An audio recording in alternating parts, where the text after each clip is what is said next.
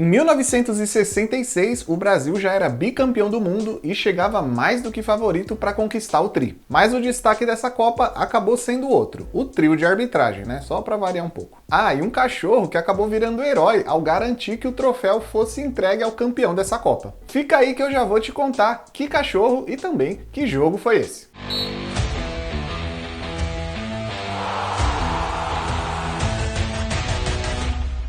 A série mais vista desse canal, até porque é a única série do canal, né? Chega a Copa de 1966. E você já sabe, se você perdeu algum vídeo dessa série, ou se você não viu nenhum ainda, é só clicar aqui nessa playlist e maratonar tudo. É um vídeo melhor que o outro. Em 66, a Copa seria realizada na Inglaterra, o país que inventou o futebol. A Inglaterra foi escolhida como forma de homenagear o centenário da FA, a Federação Inglesa de Futebol, que tinha feito 100 anos em 63 e essa é a federação mais antiga de futebol do mundo. Repetindo a fórmula das Copas anteriores, a Copa de 66 teria 16 participantes. O Brasil, campeão da Copa anterior, e a Inglaterra, que era a sede, já estavam classificados automaticamente. Nessa época, a FIFA tinha 110 seleções afiliadas e 71 delas participaram das eliminatórias. Porém, a FIFA ainda não dava uma vaga automática para a África. Ou seja, o país campeão das eliminatórias africanas ainda tinha que disputar um jogo extra contra alguma seleção da Ásia ou da Oceania. Então, todos os países africanos se recusaram a jogar as eliminatórias. E do lado da Ásia e da Oceania, só 2 países se inscreveram, a Austrália e a Coreia do Norte. Depois de jogos de ida e volta, a Coreia do Norte acabou se classificando para sua primeira Copa do Mundo da história. E logo na primeira Copa eles já fizeram bonito, mas já já eu conto. E o outro país que estrearia em Copas era Portugal. 6 meses antes da Copa começar, a taça Jules Rimet, que era entregue ao campeão da Copa do Mundo, chegou à Inglaterra para uma exposição na igreja Westminster Central Hall em Londres. No dia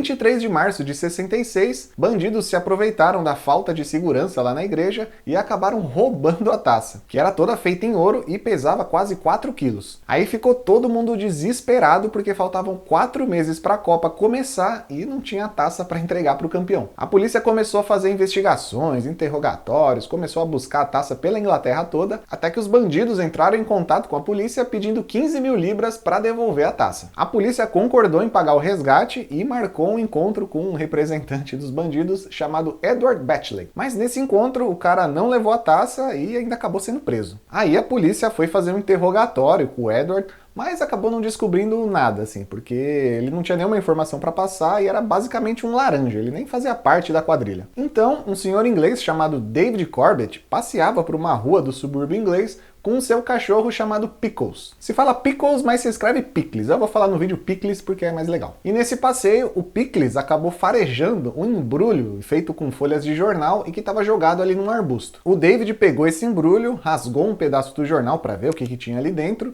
e descobriu um troféu dourado com os nomes de países como Brasil, Itália e Uruguai, ou seja, países que já tinham sido campeões da Copa do Mundo e que já tinham recebido a taça Jules Rimet. Ou seja, era a própria taça que havia sido roubada. Aí o David e o Pickles também, né, foram para a delegacia para devolver o troféu e acabaram virando heróis nacionais. O Pickles foi convidado para programas de TV, apareceu em filmes, ganhou uma medalha da Liga Nacional de Defesa Canina, ganhou um ano de ração grátis e o seu dono, o David, ganhou uma recompensa de 5 mil libras. Infelizmente, o Pickles morreu um ano depois, em 67, e a sua coleira está até hoje em exposição no Museu Nacional do Futebol na cidade de Manchester. E o Pickles também ganhou uma placa em sua homenagem bem perto do local onde a taça foi encontrada. Outro animal que entrou para a história da Copa de 66 foi o leão Willy, mas esse era só fictício mesmo. O Willy foi o primeiro mascote oficial de uma Copa do Mundo e o leão foi escolhido por ser o símbolo nacional do Reino Unido. Enfim, taça recuperada, mascote escolhido, a Copa podia começar. A abertura aconteceu no histórico estádio de Wembley, no dia 11 de julho, mas o placar foi bem sem graça. Inglaterra e Uruguai empataram em 0-0. O Brasil integrava o grupo C e foi eliminado logo na primeira fase, ao ganhar da Bulgária e perder da Hungria e Portugal. E a derrota para a Hungria no segundo jogo acabou com uma invencibilidade da seleção brasileira de 13 jogos em Copas do Mundo. E essa é a maior invencibilidade conquistada até hoje. A vitória contra a Bulgária acabou sendo o último jogo em que Pelé e Garrincha jogaram juntos. Aliás, a seleção brasileira nunca perdeu com os dois em campo. Já no grupo D, rolou uma das maiores zebras da história das Copas. Na última rodada, a Itália precisava apenas empatar com a Coreia do Norte para se classificar. Já os norte-coreanos precisavam ganhar o jogo para se classificar, e essa missão era considerada praticamente impossível, já que a Itália era toda poderosa bicampeã do mundo e a Coreia do Norte estava fazendo a sua primeira Copa. Mesmo assim, a Coreia do Norte venceu por 1-0, eliminou a Itália e conseguiu se classificar para as quartas de final. Nas quartas, a Coreia do Norte iria enfrentar Portugal, e aí vinha mais uma missão impossível, já que Portugal tinha ganhado seus 3 jogos na primeira fase. E os portugueses ainda tinham o atacante Eusébio dando show. Aos 25 do primeiro tempo, o placar já mostrava 3-0 para a Coreia do Norte. E aí parecia impossível que os portugueses iriam virar esse jogo. Mas aí o Eusébio voltou a desfilar em campo, marcou 4 gols e Portugal venceu o jogo por 5-3. O Eusébio ainda marcou gol na semifinal, quando Portugal perdeu para a Inglaterra, e na disputa pelo terceiro lugar contra a União Soviética. No total, o Eusébio fez 9 gols e foi o artilheiro da Copa. Mas se Portugal tinha o Eusébio, a Inglaterra tinha uma verdadeira constelação de craques, como o goleiro Gordon Banks e o meia Bob Charlton, que até hoje é considerado o melhor jogador inglês da história. O Bob Charlton, inclusive, foi um dos sobreviventes do acidente aéreo com o time do Manchester United em 58, e eu contei melhor essa história nesse vídeo aqui no card. Em 66, a Inglaterra chegou à sua primeira final de Copa do Mundo com uma campanha quase perfeita. Depois de empatar com o Uruguai na primeira rodada, os ingleses venceram México e França na primeira fase, Argentina nas quartas e Portugal na semifinal. O adversário da final seria a Alemanha Ocidental, que buscava o bicampeonato depois de ter sido campeã em 54. A final foi disputada no estádio de Wembley, no dia 30 de julho, um sábado. E pela primeira vez desde a Copa de 34, a final não seria disputada num domingo, já que a religião anglicana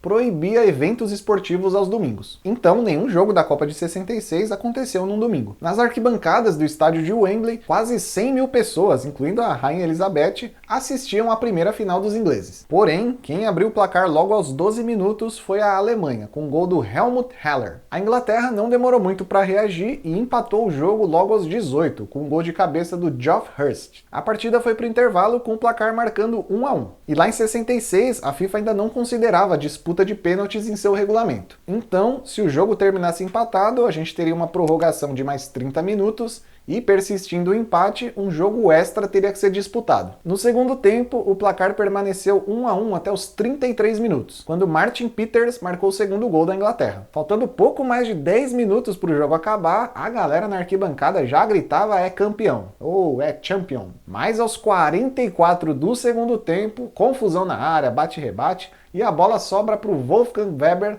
fazer o segundo da Alemanha, faltando só 1 minuto e mais os acréscimos ali para o jogo acabar. O jogo então foi para a prorrogação e, como eu comentei, se o empate persistisse, um novo jogo teria que ser realizado dali a alguns dias. E aí, essa seria a única final de Copa do Mundo disputada em 2 jogos. Mas 2 pessoas não quiseram que essa Copa entrasse para a história por esse motivo. O inglês Geoff Hurst e o bandeirinha soviético Tofik Baramov. Aos 11 minutos do primeiro tempo da prorrogação, o Geoff Hurst chutou pro gol, a bola bateu no travessão e caiu sobre a linha do gol. Aí começou aquela confusão, choradeira, foi gol, não foi gol, todo mundo reclamando com o juiz, e aí o árbitro foi consultar o bandeirinha soviético. O bandeirinha, por sua vez, confirmou que a bola entrou e o juiz acabou validando o gol, 3-2 para a Inglaterra. E no último minuto da prorrogação, o Geoff Hurst ainda marcou mais um gol, o 4º da Inglaterra e o 3º dele no jogo, assim se tornando o único jogador até hoje a ter marcado 3 gols numa final de Copa do Mundo. Depois disso, não tinha tempo para mais nada, a não ser para os jogadores ingleses comemorarem o seu primeiro título de campeão do mundo. E quem entregou a taça Jules Rimet para os jogadores foi a própria Rainha Elizabeth. E cada jogador inglês recebeu 900 libras pelo título, 5 vezes menos que o Pickles por ter achado a taça. Mas antes de acabar o vídeo, eu sei que você deve estar esperando uma análise sobre aquele gol polêmico do Geoff Hurst, se a bola entrou ou não, né?